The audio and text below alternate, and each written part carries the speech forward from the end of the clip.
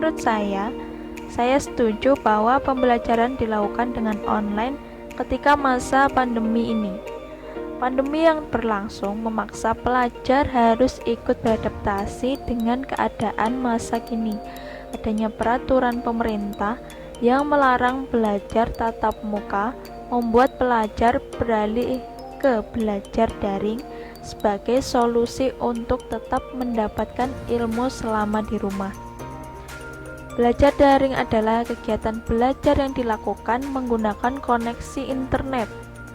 Dengan belajar daring, siswa diharapkan mendapat ilmu yang sama dengan belajar tatap muka, namun lebih rileks karena kegiatan belajar mengajar dilaksanakan di rumah sendiri. Saya setuju karena ada beberapa manfaat belajar daring yang dapat dirasakan yaitu pertama, proses belajar mengajar yang lebih rileks ya. Dengan adanya belajar daring siswa dan pengajar dapat lebih rileks karena kegiatan pembelajaran berlangsung di rumah sendiri, sehingga siswa dan pengajar lebih nyaman selama proses belajar berlangsung. Yang kedua, waktu belajar yang fleksibel. Hal ini menjadi salah satu kelebihan belajar daring dibanding belajar tatap muka. Belajar daring memungkinkan siswa mengatur waktu belajar mereka sendiri, sehingga siswa yang memiliki kesibukan di luar belajar, seperti misalnya bekerja, tetap dapat belajar dengan efisien.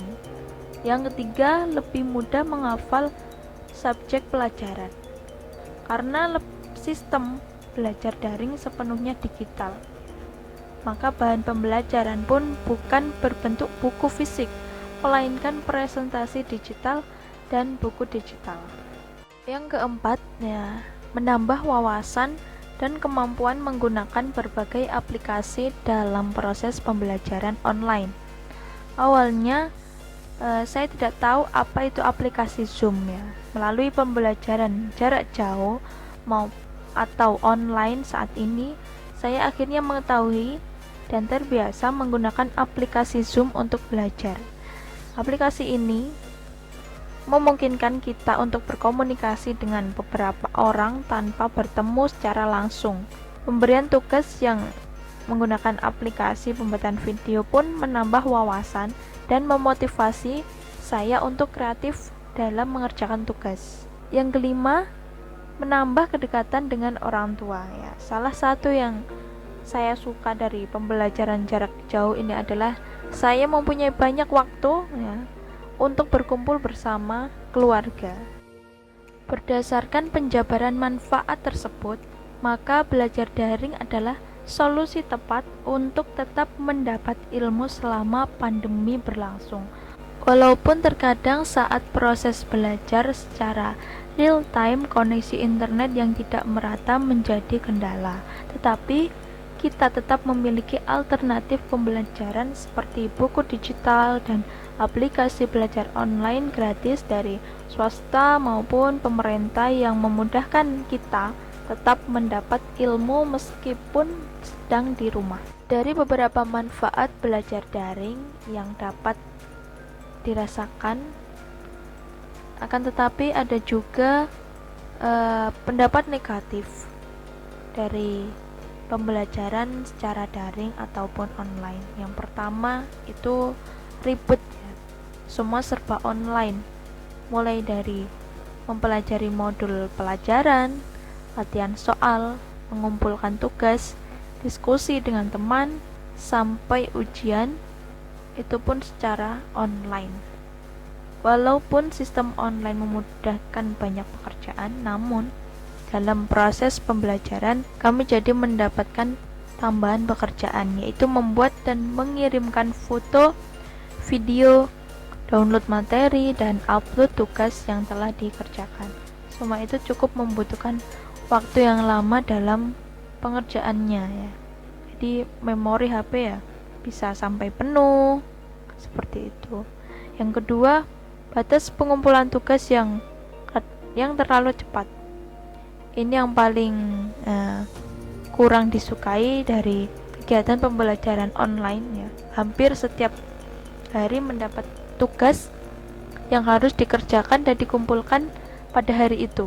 Para siswa banyak yang pusing jika masih mengerjakan tugas, lalu ada tugas lain yang harus dikumpulkan pada jam yang sama. Nah, alhasil ada tugas yang terlambat dikumpulkan. Yang ketiga, kurangnya fasilitas pembelajaran online, yaitu ketika siswa yang tidak memiliki laptop ataupun HP atau handphone ya. Begitu juga dengan siswa yang keluarganya hanya mempunyai satu handphone dan dipakai untuk belajar oleh beberapa anak. Belum lagi masalah pemakaian kuota internetnya. Pasti mereka terkendala sekali dalam pengiriman beberapa tugas yang harus diselesaikan dalam satu hari itu. Mungkin perlu dipikirkan solusi agar proses pembelajaran secara online ini dapat dengan mudah dilakukan pada semua siswa, terutama yang terkendala dalam ketersediaan perangkat pembelajaran online tersebut.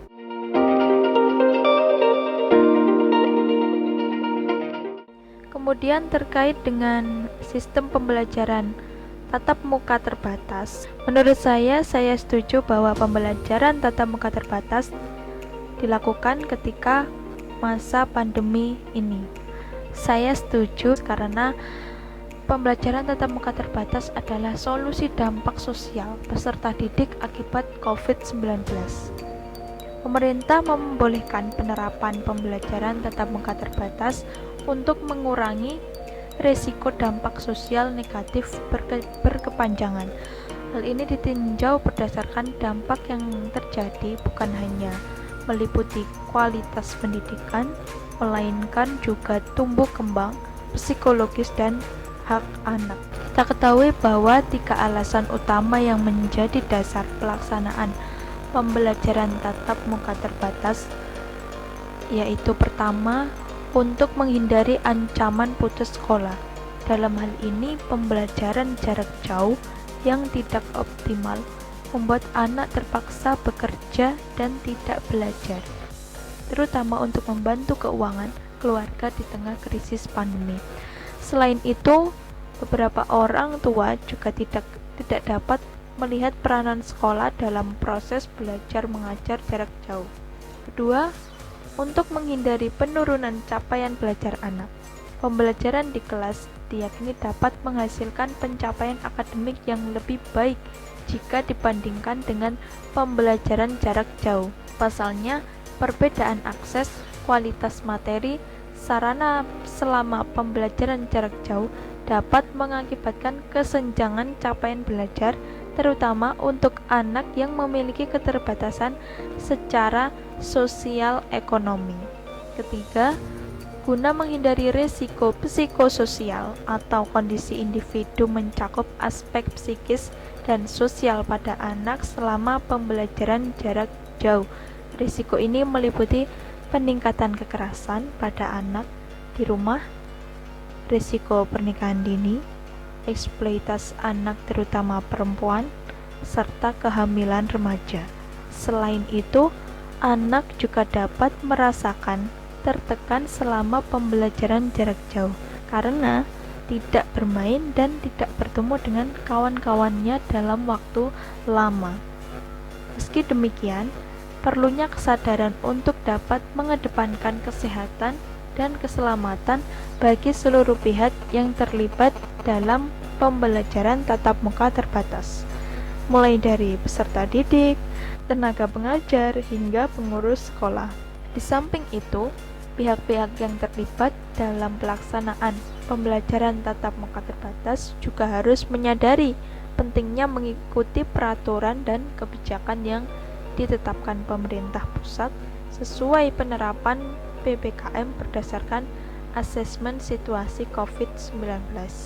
Pentingnya kesadaran akan peraturan pembelajaran tatap muka terbatas yang ditetapkan pemerintah, beberapa di antaranya adalah dengan melakukan vaksinasi secara lengkap serta pihak sekolah menyediakan 3 macam layanan pendidikan, yakni pembelajaran tatap muka terbatas dengan menerapkan prokes, yaitu protokol kesehatan, pembelajaran tatap muka terbatas menjadi solusi untuk mengatasi dampak sosial COVID-19 pada bidang pendidikan saat ini.